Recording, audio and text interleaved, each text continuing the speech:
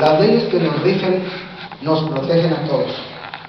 Hablar de la vida de un personaje es conocer y valorar su alto sentido humano y su identidad nacional. Venustiano Carranza nace en la ciudad de Cuatro Ciénegas, Coahuila, el 29 de diciembre de 1859. Fue hijo del coronel Jesús Carranza y de María de Jesús Garza. Pertenecía a una familia numerosa y acomodada. Vive su infancia en su pueblo natal, donde estudia la primaria. Después se traslada la familia a Saltillo para continuar sus estudios. Venustiano Carranza culmina su educación superior, destacándose por su capacidad para el trabajo y dedicación. Junto con su hermano Emiliano, se trasladan a México para seguir la carrera de medicina, la cual interrumpe por una enfermedad en los ojos, que le hace viajar para atenderse en los Estados Unidos.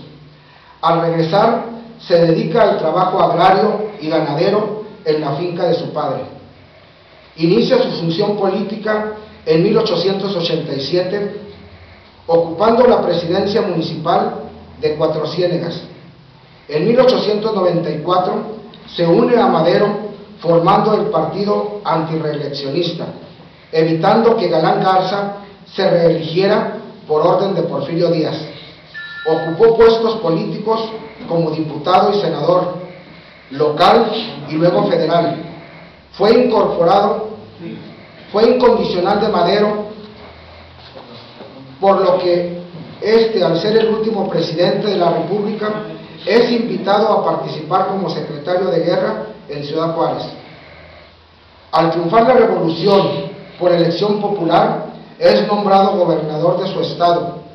Al enterarse del asesinato de Madero y de Pino Suárez en 1913, se levanta en armas contra Victoriano Huerta y proclama el Plan de Guadalupe, autonombrándose presidente de la República, adhiriéndose a su gobierno el general Obregón y los guerrilleros Zapata y Villa.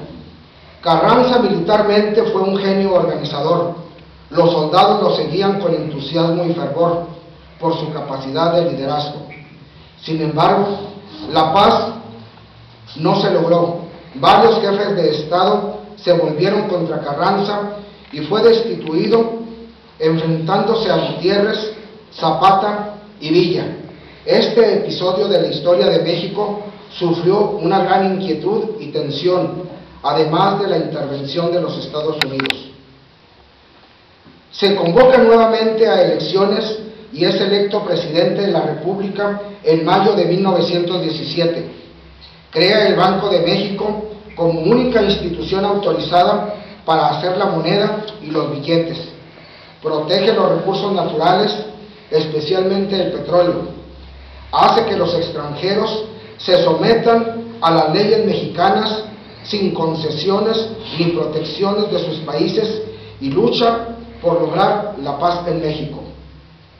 La Constitución es un documento oficial en el cual se encuentran las normas, reglamentos y leyes que rigen la vida social. La Constitución de México nace en la ciudad de Chilpancingo, Guerrero, como primera ley fundamental. Fue sancionada el 22 de octubre de 1814 por don José María Morelos y Pavón y se conoce como la Constitución de Apatzingán. Sin embargo, se reforma después de acaloradas discusiones en el Congreso. El nuevo código era una copia imperfecta de la Constitución de los Estados Unidos y copia de España de 1912. En febrero de 1857 se promulgó la Constitución General de la República, obra del Congreso Constituyente, en la que el país quedaba como república representativa, popular y federal. El poder público se divide en ejecutivo, legislativo y judicial y se reconocen 23 estados y un territorio. Las principales reformas fueron libertad de enseñanza y tolerancia de cultos, la Declaración de los Derechos del Hombre, en que se reconocían las garantías de libertad, igualdad, propiedad, seguridad y la soberanía popular, La época revolucionaria de 1910 estuvo motivada por las repetidas reelecciones de Porfirio Díaz y por un malestar económico derivado de las condiciones del campesino, así como de los conflictos obreros. Después de derrocar a Díaz, don Venustiano Carranza, el 19 de septiembre de 1916, convocó a elecciones de diputados para el Congreso de Querétaro con el fin de reformar la Constitución de 1857, la cual se dicta el 5 de febrero de 1917. Esta nueva Constitución contiene cambios necesarios para el país, entre los más importantes el artículo 3, que se refiere a la educación, el artículo 27 sobre la propiedad de la tierra y aguas comprendidas dentro del territorio nacional, y el artículo 123 que regula las relaciones entre obreros y patrones, conteniendo además las bases del derecho obrero aplicables en nuestro país. Al concluir su gobierno en 1920 y designar como su sucesor a Ignacio Bonilla, provoca irritación a su alrededor. Calles, Obregón y de la Huerta se enfrentan a él. Tuvo que salir de México para refugiarse en Veracruz.